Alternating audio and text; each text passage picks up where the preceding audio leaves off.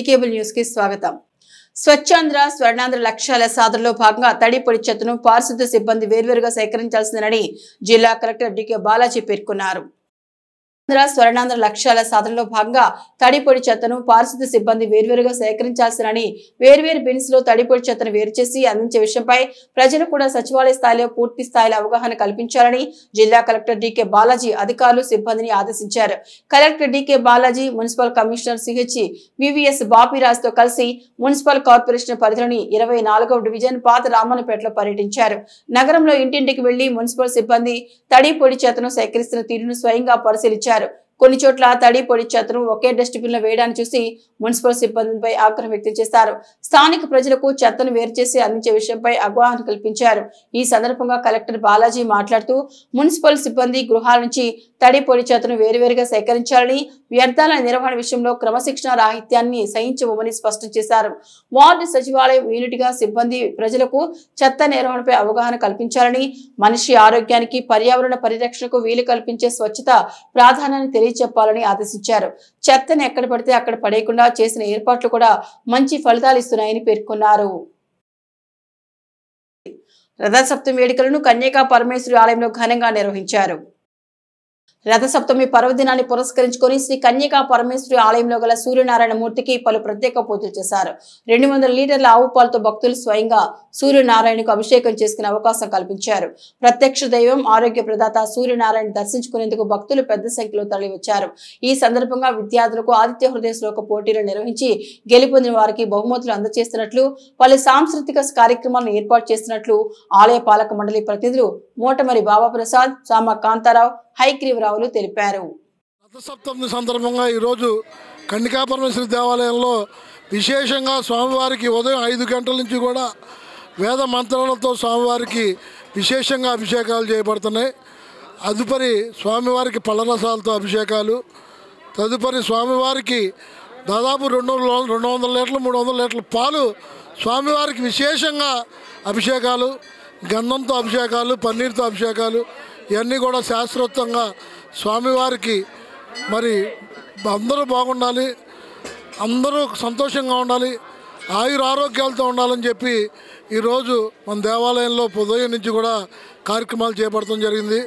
తదుపరి బంగారు పూలతో పూజ, అట్లాగే తదుపరి మంత్రపుష్పము, హారతులు, ప్రసాద వినియోగం, ఇవన్నీ కూడా ఉదయం పూట కార్యక్రమాలు. సాయంత్రం పూట స్వామివారికి ఆదిత్య హృదయం మహిళా మండలి వారిచే బ్రహ్మాండంగా పోటీ కార్యక్రమాలు ఉన్నాయి.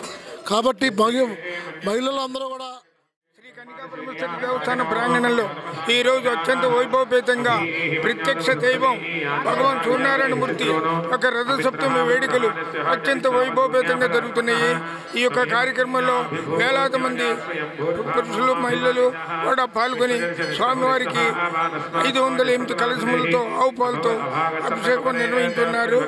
12 గంటలకు హారతి మంత్రపుష్పం, సాయంకాలం 6 గంటలకు పాలపాలకిల్చే ఆదిత్య హృదయం పట్టణావాలి.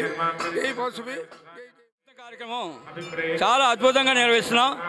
ఈ భక్తులతో స్వయంగా అభిషేకం చేసిన కార్యక్రమాన్ని ఆంధ్రప్రదేశ్లో ఏ పట్టణంలో కూడా ఈ విధంగా ఏర్పాటు చేయలేదు. స్వామివారికి అభిషేకం చేసిన అందరికీ కూడా ఇచ్చేసిన భక్తులందరికీ కూడా ఆయుర్వేద ఐశ్వర్యాలు కలగాలని మా దేవాలయం తరపున, ఆ స్వామివారి తరపున కోరుకుంటున్నాం. జై సూర్యనారాయణ భగవానికి. అంతర్జాతీయ క్యాన్సర్ దినోత్సవం సందర్భంగా వైద్యులు, వైద్య విద్యార్థులు, నర్సింగ్ విద్యార్థులు అవగాహన ర్యాలీ నిర్వహించారు. అంతర్జాతీయ క్యాన్సర్ దినోత్సవం సందర్భంగా మెడికల్ సూపరింటెండెంట్ ఆశారథ ఆధ్వర్యంలో పింగళ వెంకయ్య ప్రభుత్వ వైద్య కళాశాల, ప్రభుత్వ నర్సింగ్ కళాశాల, గవర్నమెంట్ జనరల్ హాస్పిటల్ సిబ్బంది క్యాన్సర్ వ్యాధిపై కోనేరు సెంటర్లో అవగాహన కార్యక్రమం నిర్వహించి అనంతరం ర్యాలీ చేశారు. ప్రతి రోగి గెలవాలి, ప్రతి ప్రాణం నిలవాలి అనే నినాదంతో ఈ ర్యాలీ కోనేరు సెంటర్ నుండి రాజాగారి సెంటర్, రేవతి సెంటర్, రామానాయుడుపేట మీదుగా ప్రభుత్వ జనరల్ హాస్పిటల్ వరకు నిర్వహించారు. ఈ సందర్భంగా వక్తలు మాట్లాడుతూ సమాజాన్ని పట్టిపీడిస్తున్న సమస్యలో క్యాన్సర్ వ్యాధి ముఖ్యమైనదని, ప్రతి 10 మందిలో ఒకరు క్యాన్సర్ వ్యాధితో మరణిస్తున్నారని అన్నారు. క్యాన్సర్ వ్యాధి పట్ల ప్రజలు అవగాహన కలిగి ఉండాలని, క్యాన్సర్ వ్యాధిని ముందుగానే గుర్తిస్తే సులభంగా చికిత్స చేసుకుని ప్రాణాలను కాపాడుకోవచ్చని అన్నారు. ఈ కార్యక్రమం government general hospital deputy superintendent Srinivas, hospital RMO Niranjan, DCH వైద్య కళాశాల, నర్సింగ్ కళాశాల విద్యార్థులు పాల్గొన్నారు. అవనిగడ్డ మండలం వేకనూరులో శ్రీ ఛాయ ఉషా సమేత సూర్యనారాయణ దేవస్థానంలో రథసప్తమి ఘనంగా జరిపారు.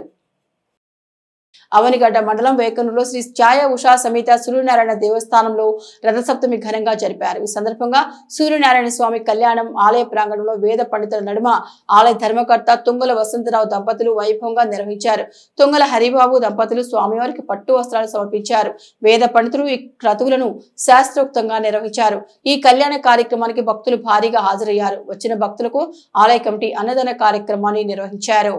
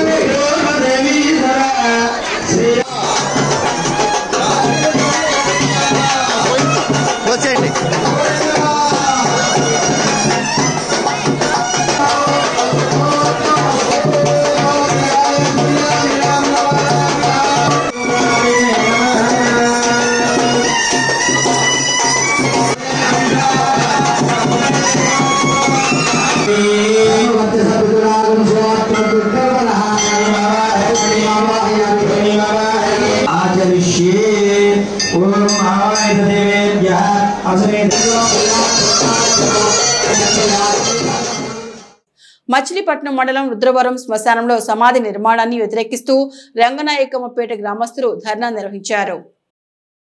రుద్రవరం గురుకుల పాఠశాల సమీపంలోని శ్మశానం వద్ద రంగనాయకమ్మపేట గ్రామస్తుల ధర్నాతో కృష్ణా యూనివర్సిటీ విద్యార్థులు సిబ్బంది వాహనాలు బస్సులు నిలిచిపోవడంతో భారీగా ట్రాఫిక్ జామ్ అయింది. సదరు శ్మశానంలో స్థలం కొరత కారణంగా సమాధులు నిర్మించకూడదని గ్రామస్తుల తీర్మానానికి వ్యతిరేకంగా ఒకరు సమాధి నిర్మించడంపై గ్రామస్తులు కోన రోడ్డుపై బైఠాయించి ధర్నాకు దిగారు. సంబంధిత అధికారులు వచ్చి తమ సమస్యను పరిష్కరించే వరకు ఊరుకునేది లేదని గ్రామస్తులు స్పష్టం చేశారు. నేను శారదానగర్ గ్రామస్తులం అండి. ఆర్సీఎం సంఘంలో ఉంటాము. మేము గత 100 సంవత్సరాలుగా ఈ శ్మశాన వాటికను ఉపయోగించుకుంటున్నాము. ప్రభుత్వం వారు మాకు ఇచ్చిన మా ఆధీనంలో ఉన్నది ఇది. కానీ కొత్తగా వచ్చినటువంటి గుడిమోటు నుంచి మోటూరు ప్రాంతం నుంచి వచ్చిన ఒక పాస్టర్ గారు వాళ్ళ అబ్బాయి కానిస్టేబుల్ గారు అధికార జులుమును ప్రదర్శించి మా మీద దౌర్జన్యంగా కేసులు పెట్టి సమాధులు కట్టి మా సంఘాన్ని చీల్చి 2 రకాలుగా విభజించేసి ఈ అల్లరికి సృష్టిస్తున్నారండి. మేము ఇక్కడ ధర్నా చేయడానికి మూలకారకులు ఆ పాస్టర్ గారు అబ్బాయి. డిపార్ట్మెంట్ కూడా ఆయన డిపార్ట్మెంట్ అని చెప్పి డిపార్ట్మెంట్ వన్ సైడ్గా ఒకే కుటుంబంలో ఉన్నటువంటి వాళ్ళందరికీ మోజేస్ పాస్టర్ గారి తరఫున వాళ్ళ అబ్బాయి తరఫున ప్రయత్నం చేస్తుందండి. అలాగే ఎంఆర్ఓ గారు కూడా మమ్మల్ని బెదిరించి 6 ఎస్ఐలను పెట్టి అక్కడ మమ్మల్ని బెదిరించి బలవంతంగా గత 60-70 సంవత్సరాల నుంచి ఇక్కడే ఉంటున్నాం. 77 తుఫానికి పేర్ని కృష్ణమూర్తి గారు వీళ్ళు కలిసి మాకు అక్కడ రాజా గారు దాంట్లో స్థలాలు ఇచ్చారు. కలెక్టర్ గారు ఏవిఎస్ రెడ్డి గారు. అప్పటి నుంచి మేము అక్కడే ఉంటున్నాం. ఈ శ్మశానం రికార్డులో కూడా రెవెన్యూ రికార్డులో కూడా రంగనాపేట శ్మశానం అని రాసి ఉంది, సర్వే నెంబర్తో సహా. రీసెంట్గా ప్రభుత్వ భూమిని రాసి ఉండటం వల్ల ఎంఆర్ఓ గారు మీది ప్రభుత్వం భూమి వేసుకోవచ్చు అది ఇదని డబాస్తున్నారండి. కానీ మేము 120 సంవత్సరాల నుంచి మేము ఇక్కడే బతికి ఇప్పుడు అక్కడికి వచ్చాం. కానీ ఈ సమస్య జరగదా కారణం చింతా ఠాగూర్ కానిస్టేబుల్. అతను పోలీసు డిపార్ట్మెంట్ అవుతాం. పోలీసు వాళ్ళని కంట్రోల్ చేసి వాళ్ళందరిని ఆకట్టుకొని మా వాళ్ళ మీద వచ్చి రకరకాల కేసులు బనాయించారు. నిన్న కూడా ఏంటబ్బాయి మళ్ళీ కట్టుతున్నావు అని అడిగితే 12 సమాధి కట్టొద్దన్నామండి. వాళ్ళ తాత వాళ్ళ అమ్మమ్మకి ఇచ్చాం. ఆ తర్వాత వాళ్ళ అమ్మగారు కూడా రిక్వెస్ట్ చేస్తే కట్టుకుంటాం అన్నారు. కానీ సమాధం కట్టమని ఆ రోజు ఆయన హామీ ఇచ్చాడు. 2 సంవత్సరాల క్రితం జరిగిన దానికి ఇప్పుడు వచ్చి సమాధి కట్టాడు వద్దన్న. కులం అంతా వద్దని చెబుతుంది. వినకుండా కట్టేసి మా మీద కేసులు బానేస్తున్నారు. దయచేసి కలెక్టర్ జోక్యం చేసుకుని. కానీ ఏనాటి నుంచో 30 సంవత్సరాల నుంచి వచ్చి ఉన్నానన్నాడు. కాకపోతే మా సంఘంలో అతను కాదు, ఆయనకి వేరే సంఘం ఉంది. ఆయన సంఘం ప్రకారం నడుపుకుంటాడు. కాకపోతే వాళ్ళ భార్య చచ్చిపోతే కాకపోతే మమ్మల్ని బతులాడితే మేము గోతిపాత వేసుకోమని పెద్దలందరూ బతులాడితే వేసుకోమన్నాం.